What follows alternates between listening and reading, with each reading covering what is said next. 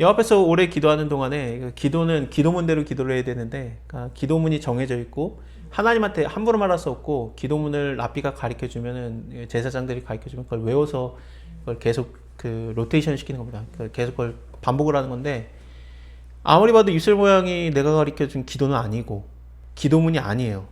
그러고 뭐라고 중얼중얼 하는 것 같긴 한데, 그러니까 이거는 사적인 기도예요. 이런 사적인 기도는 할 수 없습니다. 주여 하면서 이렇게 기도할 수 없어요.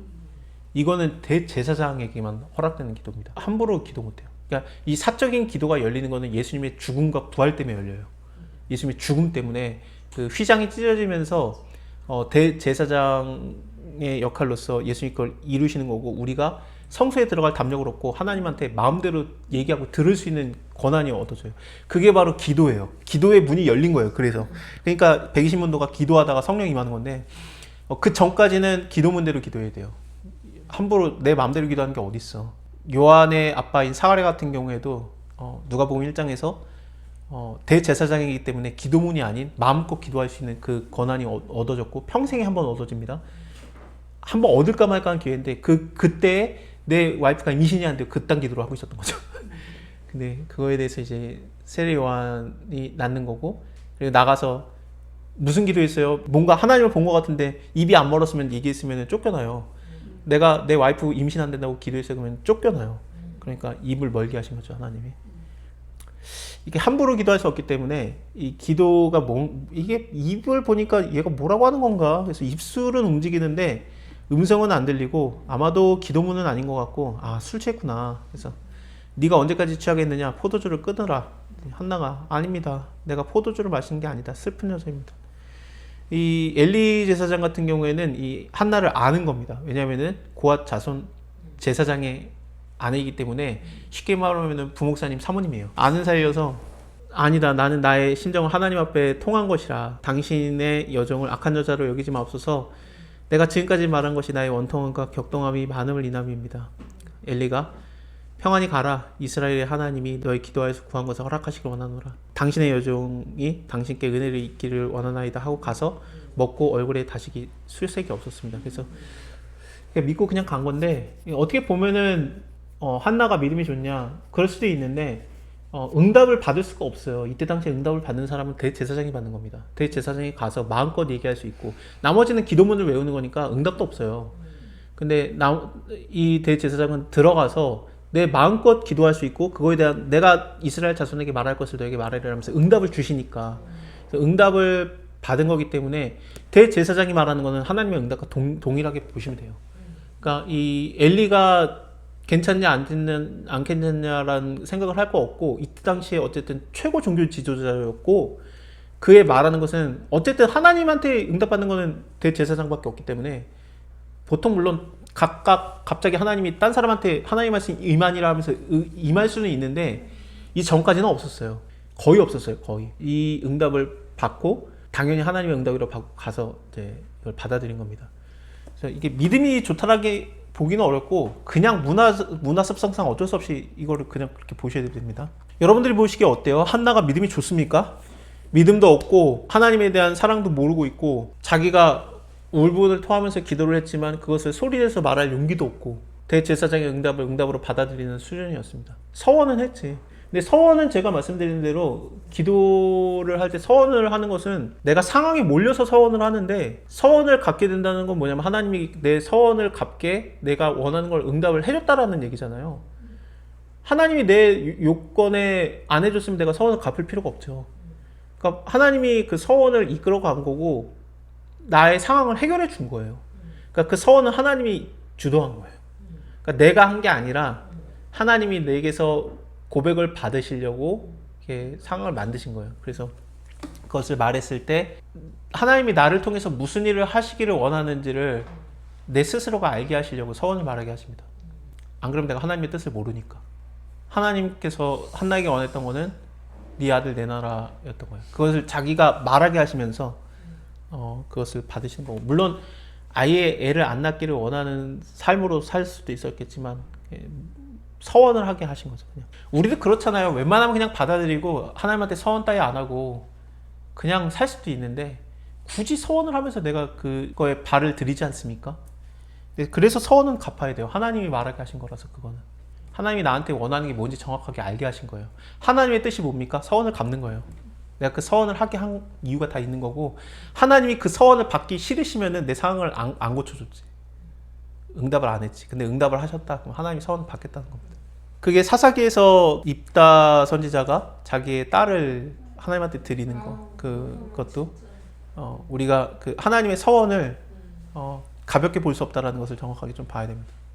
서원 여러분들 하신 거 갚으시면은 하나님이 그거 먹고 모른 척 안 해요. 그러니까 사무엘을 드렸더니 다른 자식들을 주시잖아.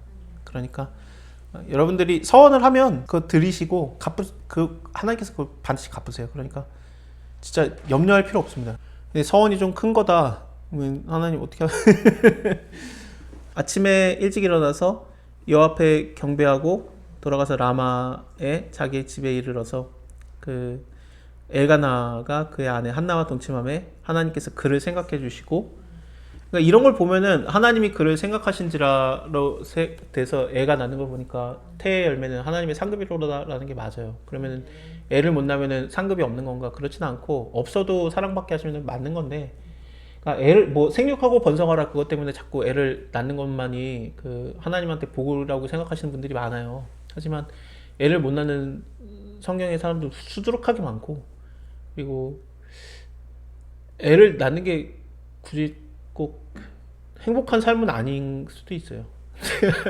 애를 낳는 게 행복이겠지만 그렇지 않은 경우도 있어요. 그러니까 우리가 잘 생각해야 돼. 하나님이 나를 사랑하사 나한테 애를 주실 수도 있고 안 주실 수도 있어요. 그러니까 남의 시선으로 보지 말고 남의 시선이 너는 왜 애를 못 낳냐 하면서 막 윽박 지르면은 그걸로 내가 막 이렇게 애를 낳게 해달라고 기도하는 분들도 있고 그래요. 얼마나 괴로우셨을까. 그래서 그냥 하나님한테 뭐 솔직하게 기도하면 된다. 뭐 체면 차릴 거냐 힘들어 죽겠는데 그래서 혼자 이렇게 같이 기도를 하다가 저는 나왔고 마음껏 기도하세요 하고 나왔는데 막 30분 정도를 막 소리를 지르면서 막 기도하시더라고요. 너무 힘드니까. 근데도 안 생겨. 와. 제가 볼 때는 그럼 꼭 애가 생기는 게 그 사람한테는 기도 응답이고 하나님께서 왜 이렇게까지 안 주시는가 모르겠어요. 저는 우리는 이 땅에서의 이것을 저는 잘 모르겠습니다. 어떤 사람은 있고 어떤 사람은 없고가 어떻게 공평하신 하나님인가? 공평하신 하나님은 그렇게 보시면 안 돼요. 내가 괴로워하는 사람이든 아니면은 유명한 사람이든 아니면 무명한 사람이든 하나님의 구원에는 그거는 상관이 없다가 공평함이지 인생 자체를 공평하게 해달라는 거는 그 공평의 하나님하고는 상관없어요. 그냥 구원에 대해서 공평하신 거예요. 구원에 대해서 하나님이 또 그 믿는 자 안 믿는 자에 대해서 공평하시냐? 아니에요. 극도로 편애하시는데 하나님은 편애의 하나님이십니다. 공평이 아니에요. 그거에 대해서 믿는 자에 대해서는 아들을 안 아꼈어요. 안 믿는 자에 대해서는 먹고 떨어져. 그 물질을 먹이고 내 자녀들 건들지 마 하면서 떨어지게 해요. 떡밥을 던져주고 자녀들이 괴롭지 않게 얘네들 괴롭힐 시간에 그거나 뜯어먹으라 하면서 탁 던져주는 게 하나님의 성격인데 우리는 어떠냐면은 아니 나도 저 떡밥을 주여 영원한 떡 여기 있는데 아니 나도 주여 오병이어 기적 더 먹어야 되겠나이다 그러죠 우리는. 아니 그거는 내가 안 주지 않잖아. 에피타이저야. 근데 내가 메인 디시 내 살을 먹으라 내 피를 마셔라 했더니 아니 됐고 그러니까 이게 주여 내가 배불러야 되겠나이다 하면서 더 달라고 하는 게 우리 그러니까 떡밥을 더 원하는 거죠. 그러니까 베드로도 예수님 만나기 전에는 떡밥 물고기 왕참 잡는 걸로 예수님을 인정하는데 예수님 죽으시고 부활하셨는데 뭐하지 하면서 물고기 잡으러 가겠노라 또 물고기 잡고 있어. 그러니까 예수님 안 만났을 때랑 만났을 때랑 3년을 따라다녔는데 변함이 없잖아요. 그러니까 예수님 보기 기가 막히지. 하나도 안 자랐네. 얘들아 물고기 좀 잡히냐. 얘들아가 이렇게 5살에서 7살 어린애들을 부르는 말입니다. 그래서 이 유아들아 물고기 좀 잡히냐. 우리가 그 수준인 걸 어떡해. 그러니까 예수님이 계속 기억나게 해요. 그러니까 자기를 고백했던 그것들. 그래서 수영에서 와봤더니 베드로가 옷을 입고서 수영에 왜 옷을 입냐면은 옷까지 벗어 던지고 물고기를 잡고 있었는데 요한복음 21장에서 봅시다. 예.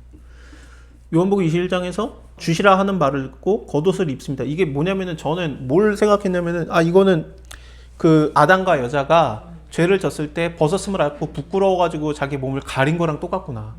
그러니까 이제 베드로도 내가 예전하고 똑같구나. 옷까지 벗어 던지고 이게 물고기를 잡고 있구나. 그래서 이게 부끄러움이 드러나서 가린 거예요. 그리고 나서 수영해서 왔더니 제자들은 이렇게 90m 떨어져 있으니까 베드로는 수영해가지고 왔더니 예수님께서 그 숯불을 켜놓고 거기에 생선도 있고 떡도 있더라. 생선과 떡이 뭡니까? 이거 오병이의 기적이잖아요.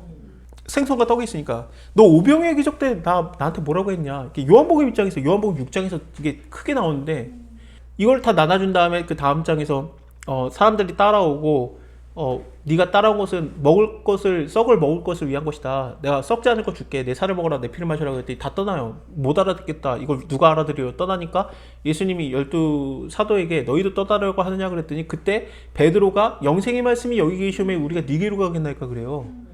베드로가 고백했어요 이걸. 근데 너 또 물고기 잡고 있다 이거지. 썩을 양식을 구하고 있구나. 내가 이거 알아. 내가 그러니까 주는 거야.